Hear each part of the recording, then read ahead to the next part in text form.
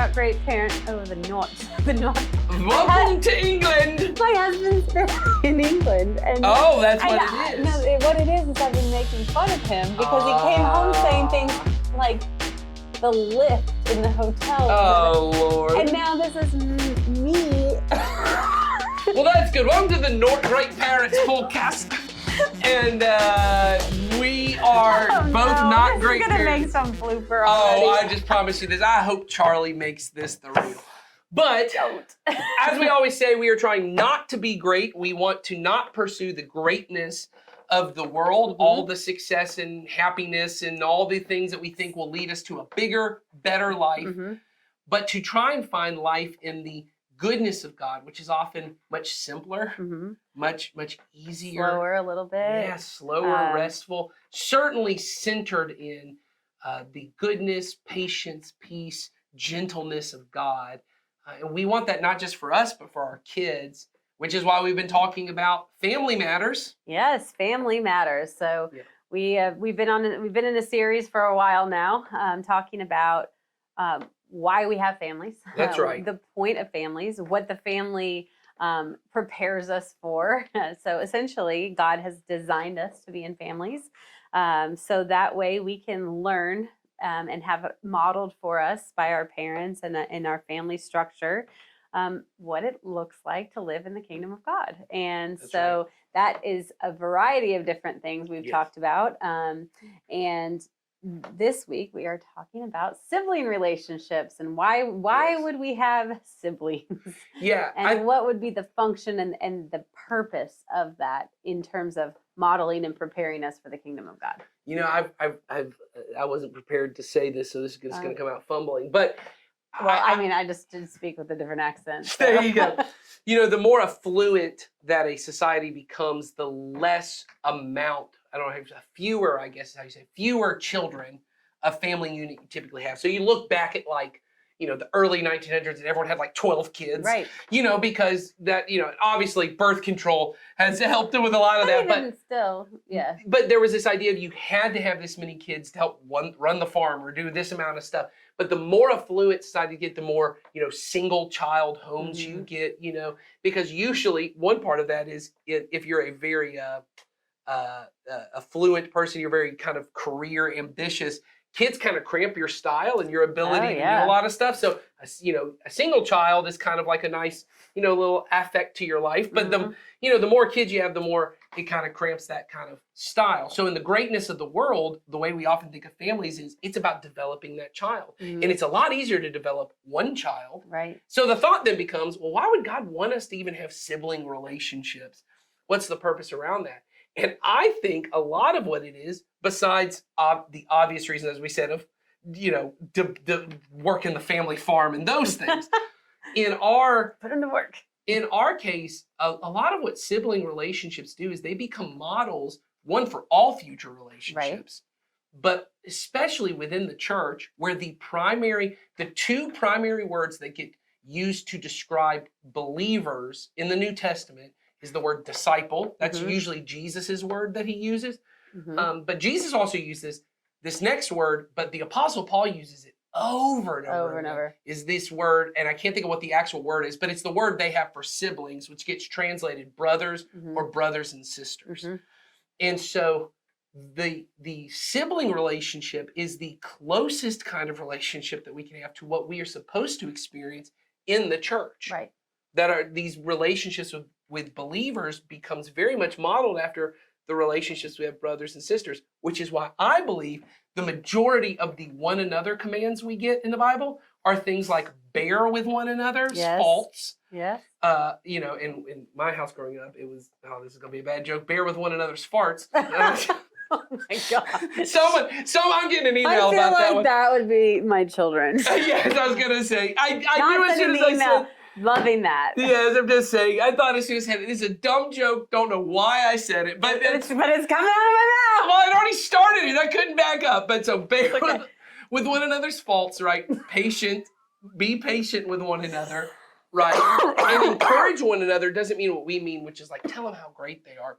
Encourage one another means they're really down in the dumps, and you got to kind of push them. You got to get behind them and push them. All these kind of tell them the truth when it's difficult. Right, yes. Stuff that we talked about in the last couple of episodes too, about speaking in them so they can hear it and building into them, and that isn't always pretty. No, and I think a lot of what these brother-sister relationships do is, one of the biggest commands is you have to forgive one another. There's this idea in the church that we're hurting one another irregularly, that people are getting offended, people are getting their feelings hurt, and there's these deeper kind of things. And I said this before we filmed, often people I know who carry the most church hurt, it very much mirrors family relationships. It's either a pastor or like a staff member that, certainly went over bounds or maybe made you feel excluded or unloved or like, whatever. Misunderstood or whatever it was. Yeah. And that's like a parent-child. There's this person who has authority in my life and they've overstepped that boundaries. But a lot of the church hurt that I experience when I talk to people, it's just other people in the church. Someone I was close to, they knew something about my family and they hurt my feelings or they disagreed with me on something. Yes, they spoke badly of me to other people, and sometimes really deep wounds. Hurtful things. And what ends up happening is, and I see this a lot when I look at family units, and we said this early on, children often now in families, because everyone has their own activity, we often have these larger families, 2, 3, 4. I got 4 kids in mine. You got 2, right? More than one, but more than a single child home. But it's almost like we have single child homes of 4 single childs. Like I'm off doing my thing, they're off doing their thing. They never interact with one another. And so then, and even when they do, everyone's got, and I'm not, old man Nathan about the tablets, but oh my gosh, everyone's got a tablet and they're, everyone's got their own headphones or book on. Or whatever it is, they're just gone. They're in their own place. No one's face to face with anyone else. And so what ends up happening is, and I get the temptation because I got 4 kids. It would make car rides so much easier if everyone had a tablet. If everyone did not have to constantly, stop touching my leg. You're breathing. She's breathing too loud. Stop breathing so loud. He's bothering me. What's he doing? I don't know. He's bothering me. I heard that the other day. This is my favorite one. They're looking at me. Yeah. Stop looking at me. That's my window. You can't look out my window. That's my outside. And I was like, what is going on? Just give them a tablet. Keep them quiet. Yeah. So I get that. I'm not judging anybody for doing it. What I'm saying is that pace of life, which may help individual kids develop their skills and their talents to be great. Their greatness. It may not help them learn. The best way to learn how to be patient with someone or to bear with someone or to forgive someone is to just have to live with them and just have to be with them. And I see so many parents, and I'm guilty of this myself, that when my kids start fighting, I just want to jump in, fix the problem so that no one fights anymore. Calm the situation down. Yes. It's almost like an immediate gratification thing for us as parents too. Yes. Just make it go away. I think the best thing that brothers and sisters do for one another is they give you a person that you are contractually obligated to love, that you so badly want to hate. Yes, it's so true. You so badly just want to kill them. It's a non-option to not be in relationship with that person. Yes. So it takes away the temptation of in the younger years of I'm out of here, because you don't have that option. Yes, that I think eventually what happens when you're an adult, and I've said this so many times. I've had so many adults tell me, "Oh, I never thought of it." That's exactly what it is. That a brother or a sister is a person who you would never spend, if you just got a choice, this would not be a person I probably would be friends with if I had a choice to, but I, for some reason, have to still love them and be around them. This would not be my pick of a person, but we're somehow all in the same family together, and I love this. And there's this connection we have that is deeper than the people that I probably even like more than them. It's this feeling of, we're somehow connected. Molly right now is Molly's like kicking my foot. We're connected under the table because my foot keeps kicking Molly's like aggressively kicking my foot. I thought it was the leg of the table, but it was your leg. What are you trying to do? Break the leg of the table? Or your foot. Molly and I are having brother-sister moments right now. But that's the... Don't touch me! I think that's the thing that brother-sister relationships do, that model for the churches. I am committed to you, but in the end, we're going to be together, so we got to figure this out.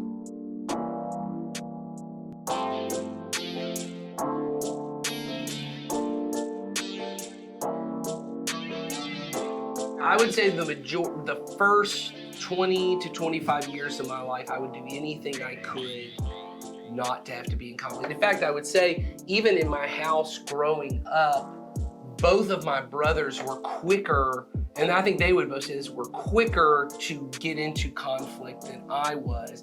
I was the peacemaker between the two. I was the one who, there's a famous story in our family of, and I don't remember which one it was, John or Benjamin. One of them had done something, and I don't even remember what it was, something sneaky, they'd taken something, they'd done something. We were little, and we're sitting at the lunch table, and my parents are like, so which one did it? You knew, didn't you? I didn't know who it was, but I knew it wasn't me. And my parents were getting frustrated, and it was clear someone was going to get a spanking for this. And I said, just spank me. It was me, just spank me. To make it go away. Because I just didn't like the idea of like anyone getting it. I just wanted the whole thing to be done with. Nobody get in trouble and everybody to just be done. And then my parents were like, they could tell by something in it, they knew, you're not telling this was not possibly you. But then I got a spanking for lying. It always works that way, doesn't And then it? the other person got caught. But that was a pretty frequent thing, was like my brothers knew, and I would cry when they would get in trouble. Like I just hated the idea of any kind of conflict, any kind of thing. Yes. And it took me a long time. Now that doesn't mean, obviously I still was mean to my brothers and fought with my brothers and all those kind of things. But often that was like after I had exhausted every other option of not getting into a conflict, and then I would explode because it was just like, now well, it's that I was going to say, I am also conflict averse. And growing up, I bet I was at the center of a lot of the conflicts because of that often. And either my emotions were a little out of control or, there was something I did not express correctly and I sensed some tension or friction from other people, and then boom, it became me. So, I think that my siblings would still say I was the one that was okay with conflict. And once it starts, I'm fine. Right. It's always the lead up to it and the anticipation of what could happen or how this would go. And I don't know. I think it's one of those things that some people are just more comfortable with than others. And, it is a natural part of life, and it's by design.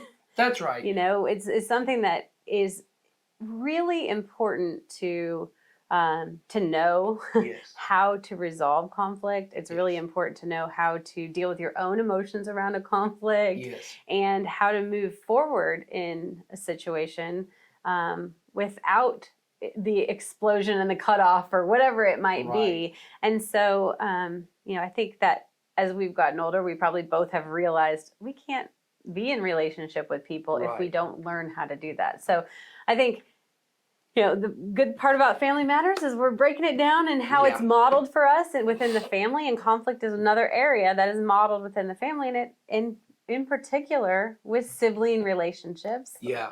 So let's take a really high level view. I know we want to be practical. Let's take a really high level view though, because I think this will help us understand the purpose of conflict in both family and even in church relationships is what we're trying to ultimately get to, is this idea that conflict, as the book of James says, is why are there fights and quarrels among you? And it says it's because you're not getting what you want. That's basically how he breaks it down. There is something you want, maybe even something you need. So those of you are like, no, I don't want anything. Right. I'm just fighting for my needs. It may be something that you believe, and you're fighting because you believe something so strongly. And somebody else, I need you to believe what I'm believing. Well, and this is what I was going to say is, so let's start with something else and then remind me so we don't go back, because I actually want to get to that. That is a want as well.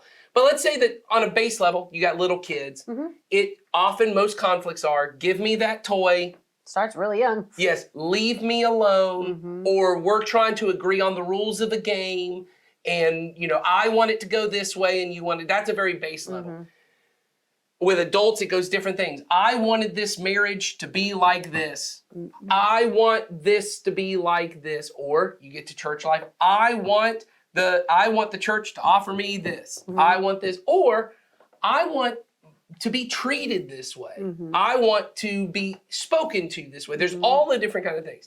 Now, when you get to the belief thing, and this is the part I find with most people, there are certain beliefs that are, whether they're true or not true, however you handle that, There are certain beliefs, I'd say beliefs around Jesus, that I want you to believe it. Mm-hmm. I want you to know it because I think it's what's best for you.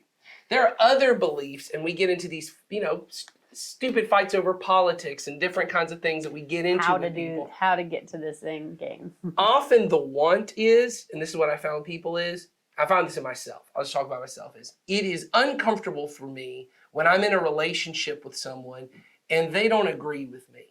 And the want I have is I just want us to be the same. Mm-hmm. That's ultimately where it comes down to. I want them to accept what I'm saying. Yes, and I want us to be in sync. Yes, most of my fights, even in my own marriage, at this point, when we were younger, it was about different stuff. But at this point, the conflict in our marriage is most often, I'm trying to make her a little more like me. She's trying to make me a little more like her. Because this idea that we would love each other but not agree, that is tough. And so that's often where that conflict comes from. Now, where conflict gets difficult is none of us are telling the truth about the conflict. Right. Now, when you have little kids, like little tiny ones, they're very honest. And they're just, they know, I want the toy, give me the toy. That's mine, give me it. I told a story recently of my nephew who we were sharing a meal together.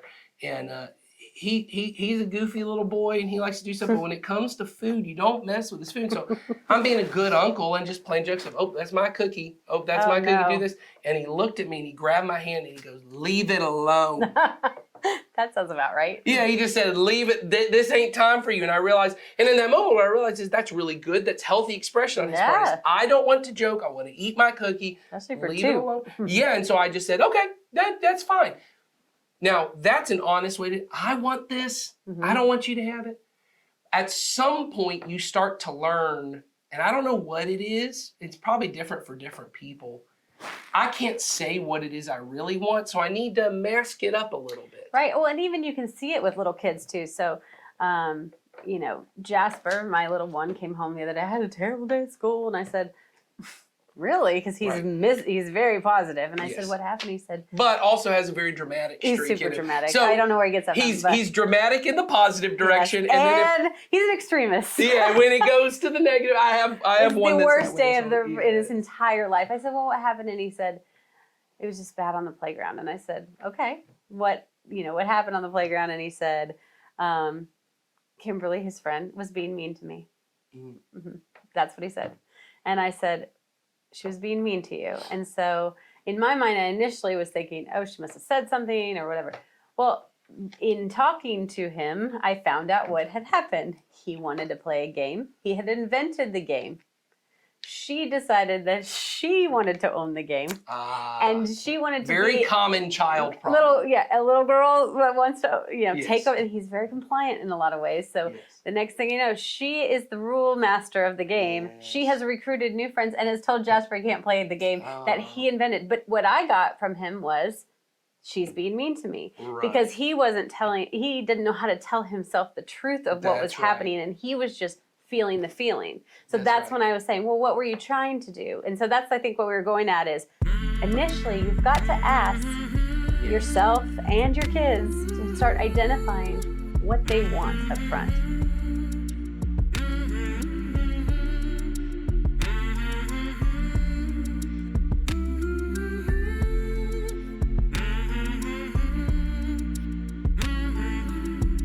I would say, in general, I try to let my kids handle it the best they can. But when my kids were younger, so I think this is the part where you have to adapt. When my kids were really little, 5, 6, 7, they didn't even have any of the language to figure any of this out. So I had to be involved in a lot of their conflicts. Now, the good news was they didn't have many conflicts because I had read a stat somewhere I keep repeating. It's like from 7 to 10, I think it is.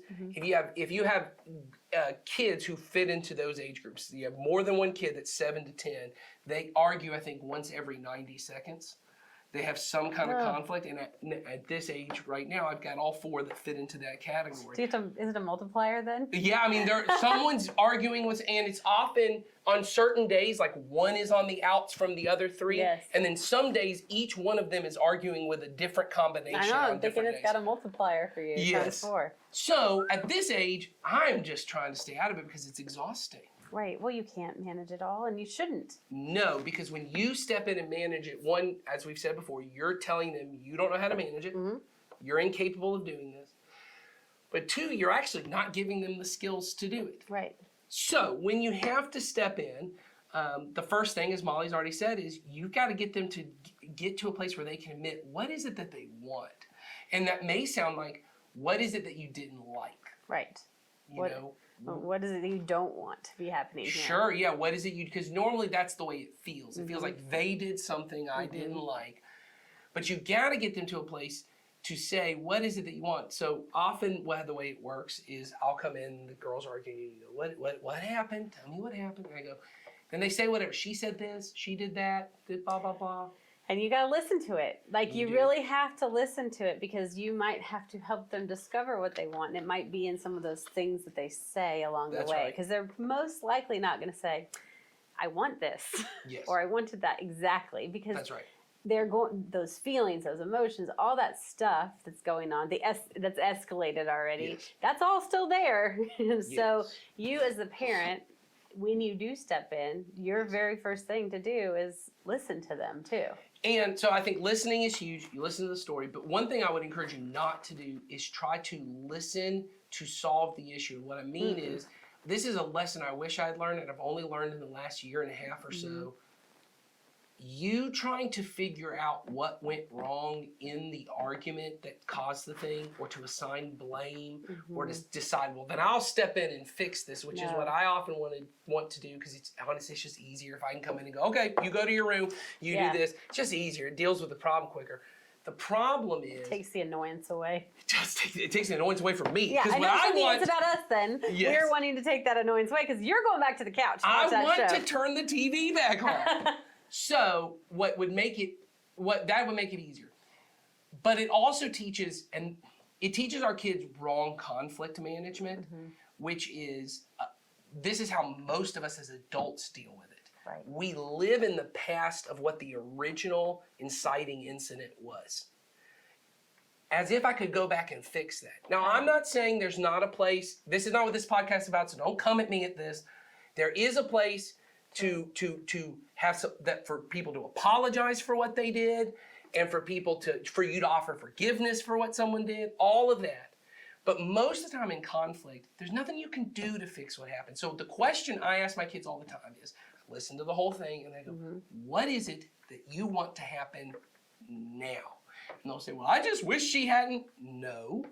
You can't fix what you wish she hadn't done. Yes.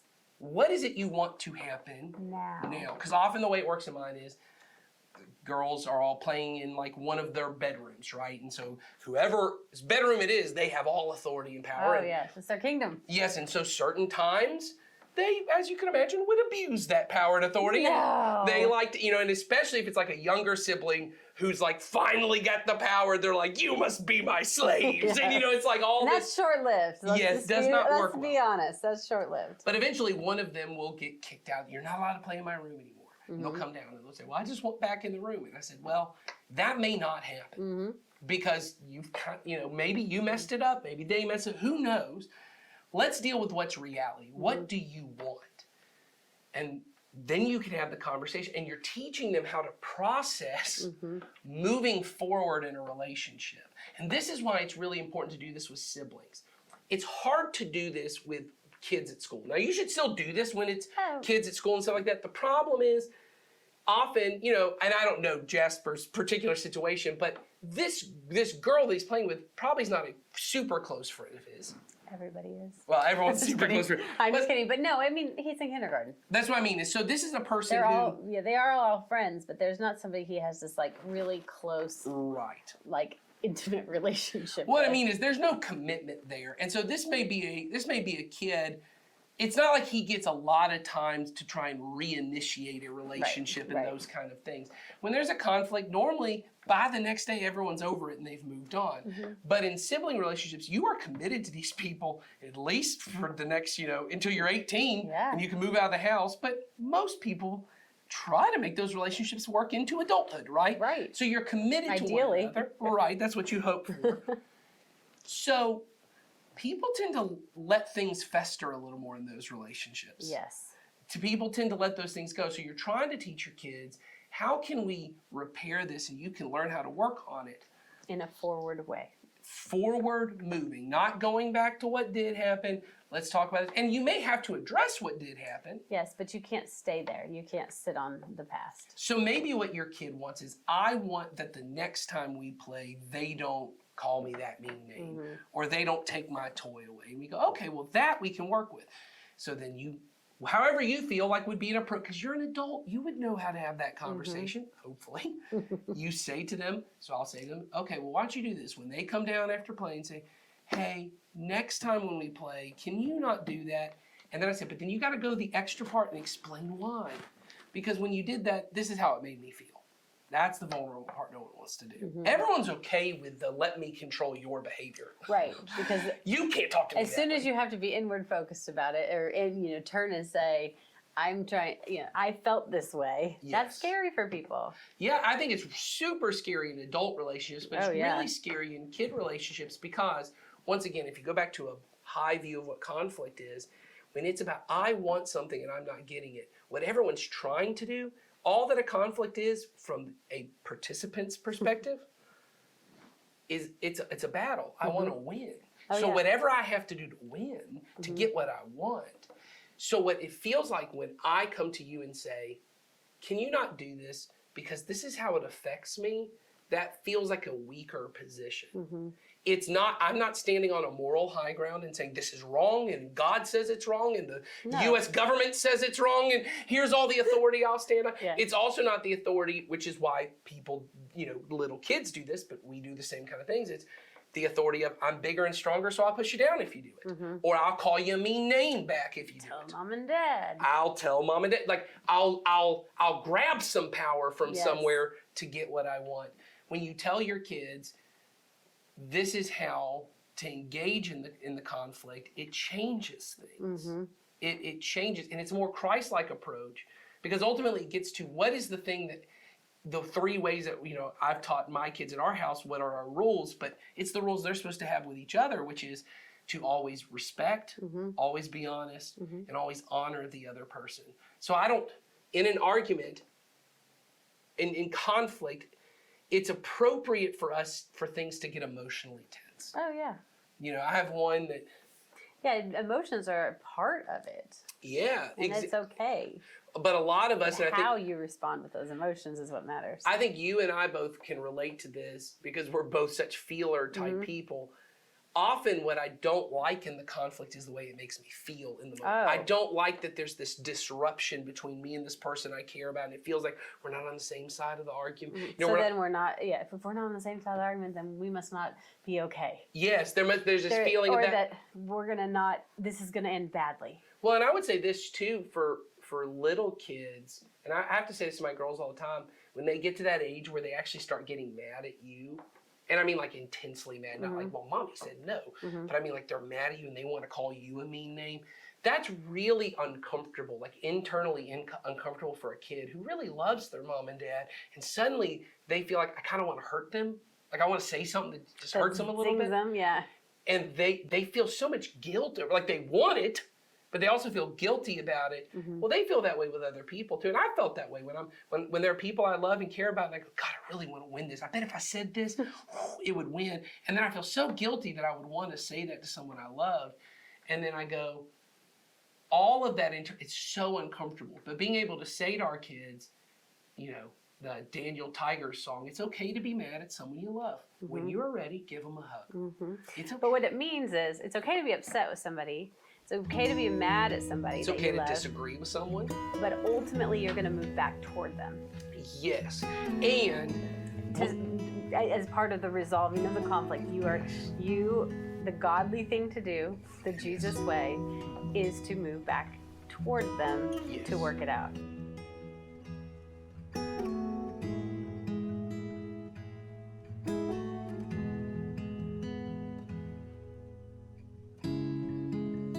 I think we have to tell our kids it's okay for us to have conflict.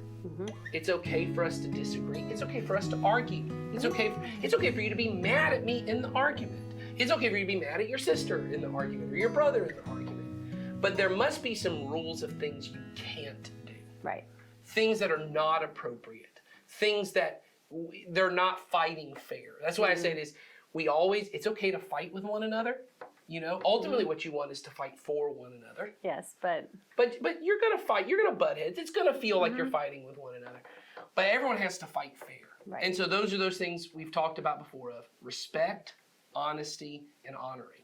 That if I say anything to you that disrespects you, that treats you like you're less than a person, I treat you like you're someone who doesn't really matter, so I call you a name, right? Or, you know, this is not for little kids, but I think little kids do this too. You always do this. Yeah, assuming the worst and saying, you know, you never do that. Taking one snapshot of something that happened and making that their whole person. Yes, you've now taken a person, you've degraded them from a full human being that you love to someone who's not as important. Or to their behavior. Correct. If it's dishonest, right? So even, and I say this to my girls all the time, you know, one of my girls at one point, you know, like everyone was, I hate you, I hate this house, I hate all this stuff. And I called them on, I said, you're not allowed to say that. They're like, but that is how I felt. And I said, but it isn't how you felt. That isn't I said, true. because if I handed you a knife and said, okay, then kill them, because that's what hate means, you'd be just as fine if they were dead. You instantly would change your thought because you don't want that to happen.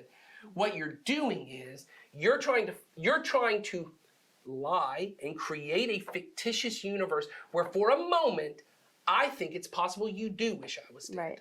That you do. You don't actually, but you're not fighting fair. You're trying to find a way to make me so scared that I might go, okay, I'm sorry. Wow, you can have whatever you want because I don't want you to hate me. Right. Well, that's not honest. You know, we're going to be honest. So I always tell them, you know, because I have little preteen girls that stomp up to their room, and you know, if they're mad at me or whether they say, I hate you, and I said, you're not allowed to say that. If you say that, there's a consequence. It is disrespectful, but it's also dishonest. And they said, can I say I hate this day? And I said, you can say that because you probably do hate this day. You do hate the way this day went. You just want this day to be over like it never existed. Yes. I said, that isn't honest. You're not directing it at anyone. You got to get that anger out. And you get to show your emotion. Yes. Yes. So it is regular in my house. You hear someone slamming a door and going, I hate this day.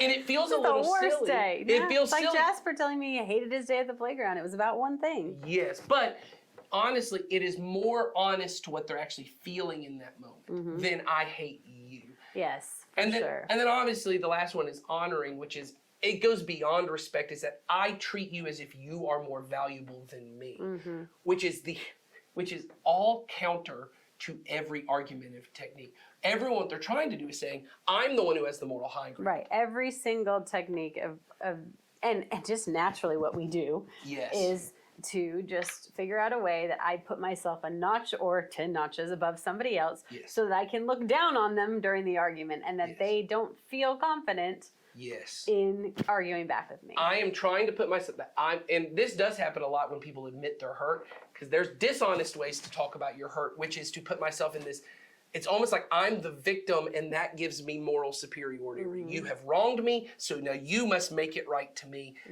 An honoring way to have conflict, so this is what it sounds like.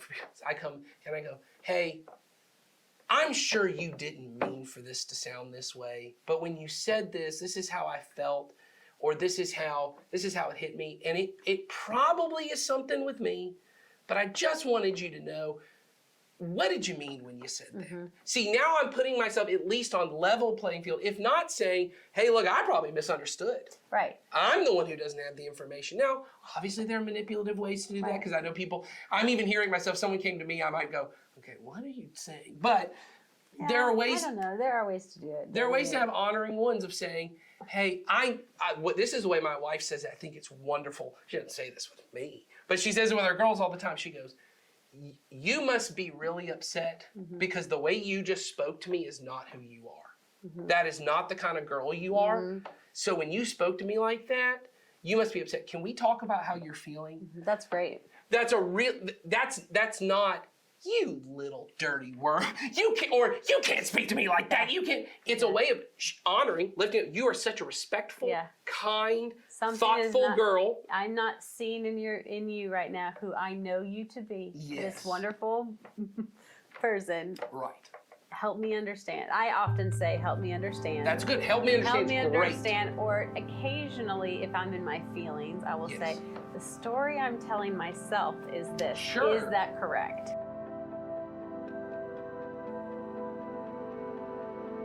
I'll tell you, one of the most rewarding ways that I saw this work out with my girls was about 2 years ago. They'd come downstairs, 2 of them had come downstairs.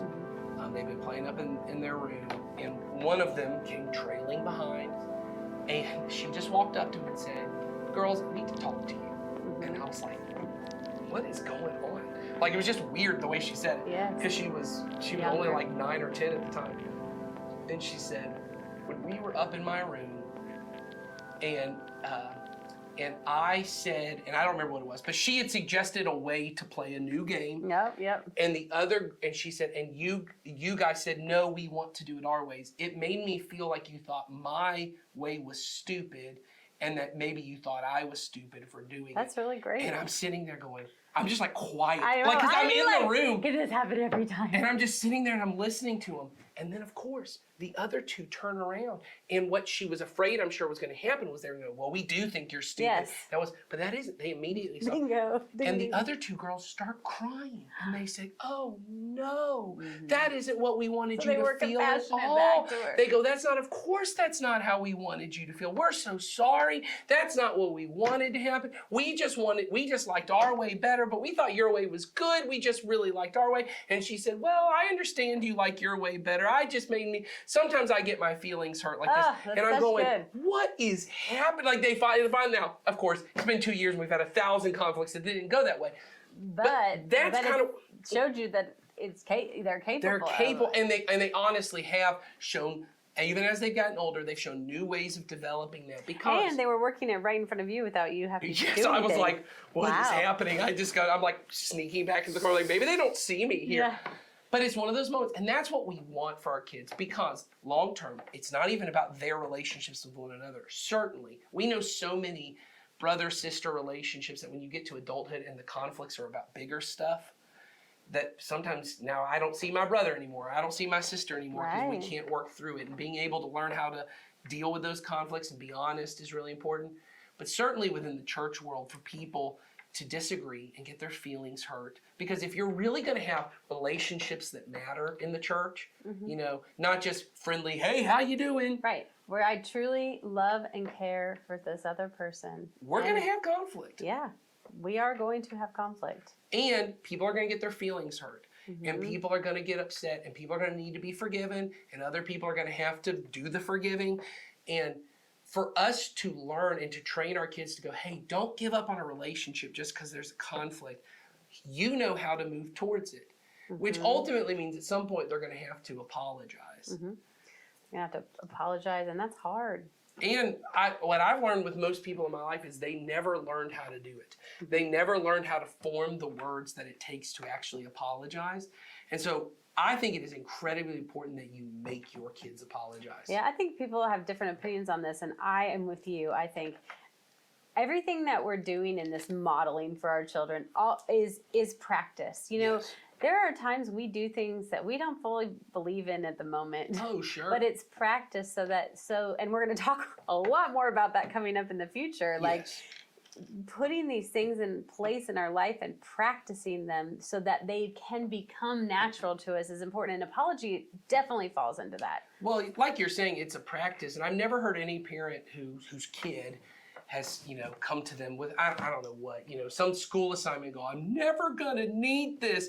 And the parent knows, and someday you might actually need this. The parent doesn't then go, well, they don't see the value in it, so you're right, you don't have to take algebra anymore. Right. They immediately go, no, you don't get to decide, you just have to do this, and one day maybe you'll look back and understand why I made you do it. Apology is certainly a much more important thing, because yes, your kid probably will need some form of algebra and learning how to solve an equation at some point in their life, but they certainly will need to know how to apologize. Oh, yes, because that will be something that's a skill that you need to have for the rest of your life. I mean, think about your relationships. The people who are capable of apologizing and doing it honestly and well, and those are valuable. I mean, and being able to say, we had this conflict, and they saw, they apologized, and we just moved forward from that, and now we're even closer. That's right. So I would say the keys to a good apology begins with, I would say it's taking ownership. So taking ownership of your behavior, right? It's being specific about your behavior, right? Showing some form of remorse. And then ultimately, it's appealing for their forgiveness. Another good way to say it's pleading or begging.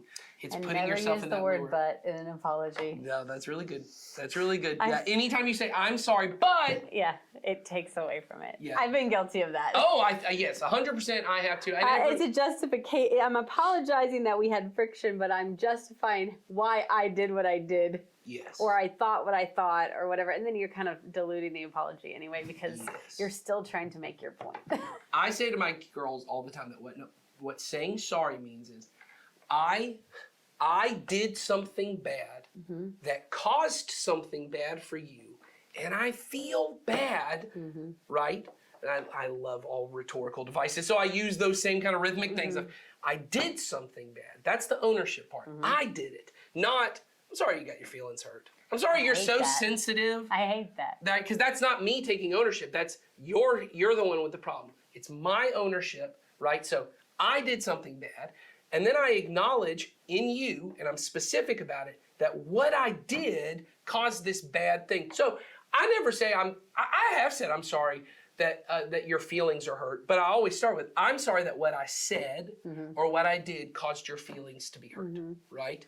And then I would say, so I'm sorry, that's the showing remorse, and it makes me feel so terrible that I would have done that. And then I end with saying, so can you forgive me? And or I hope one day you can forgive me. And we tell our girls all the time, you don't have to forgive right in the moment. You can just say, thank you for saying that, and then walk away. You don't have to forgive right in the moment, because they often go, it's okay. And I say, well, it's not okay. Saying it's okay is a way of saying, this apology you just made was worthless. Yes. This wasn't even a thing, and a lot of us think we're actually absolving the person by saying, oh, it wasn't a big deal. You don't need to say that. No, what you're actually doing is saying, this heavy burden you just did didn't even need to be done. Yeah, you didn't need to do it, because I'm not, and it's not honest. Right. Nor is it honoring to do that to somebody in an apology. That's right. So I would say start by teaching your kids. So I teach them to do this. I say, you have to say, I'm sorry for whatever the thing is, I'm sorry for, the other day, one of my girls, I come downstairs and they're yelling at them, and they said, don't touch my stuff, you piece of junk. And I said, okay, it's okay. And I said, she was wrong for touching your stuff, because that's your stuff, you're not allowed to.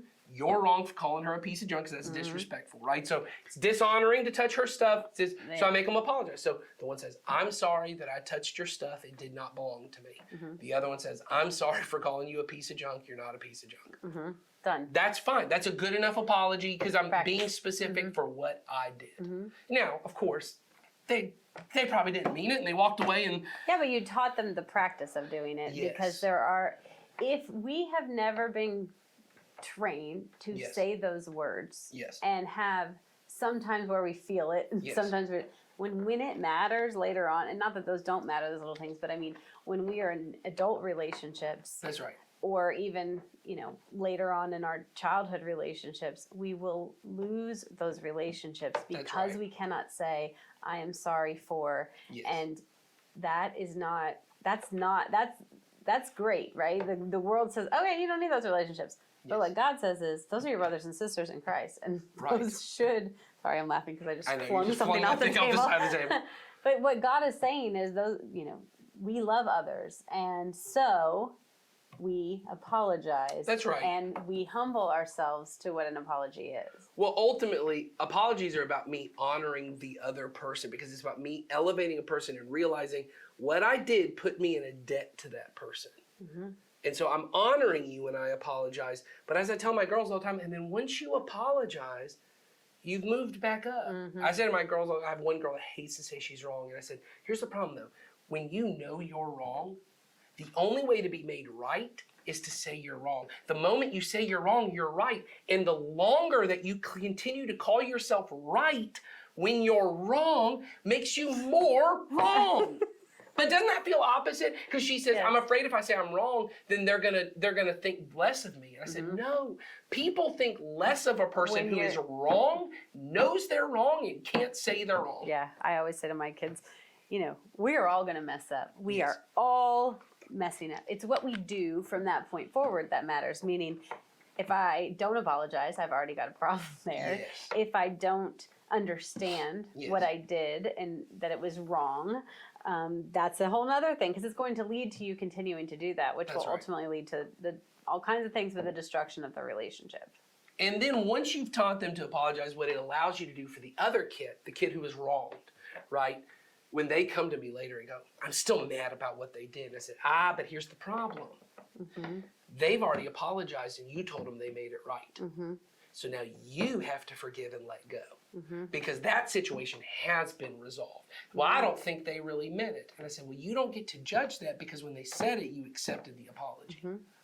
Now, You're- if they go and do the same thing again, then you can Well, now have they've that got a new thing to they have a apologize new thing for. to apologize for. You can have that conversation then, but in that moment, that is resolved. Well, because what you're ultimately Because they teaching your said so. kids is to not keep a record of wrongs. Right. I said, and that's what I tell them is, if they're not actually sorry, then there will be a new offense, Right. and then, but you're not talking about the previous offense. No, you You're aren't. talking about the new one. Right. Then you may be going to say, okay, we've got this new offense. It might look just like the previous offense, Yes. but it is new, and Yes. and it's every single one gets resolved like a new one. And at some point, we can have a conversation of boundaries, and I have that with my that kids. kind Is of stuff, when yes. it becomes clear that they're not actually sorry and they're not going to change, then at that point, you may have to put better. Okay, well, I'm not going to play with you, or I'm not going to come play in your room, or I'm not going to let you play with my stuff, or whatever the thing is. Those are appropriate to, and then when I see the behavior, we'll move forward. But it allows you to deal with the thing that happened, because we're honest about what happened, and then you're able to actually move forward, which is what we want for our kids. And we hope that if we model for it in our home, they'll be able to do it in other relationships when they're an adult, when it really matters. And it's not a fight over a toy, but it's a fight over whether I'm going to stay in this church anymore, Right. or in this marriage anymore. Then you're going to wish, man, I wish they would have known how to have a better conflict. Right.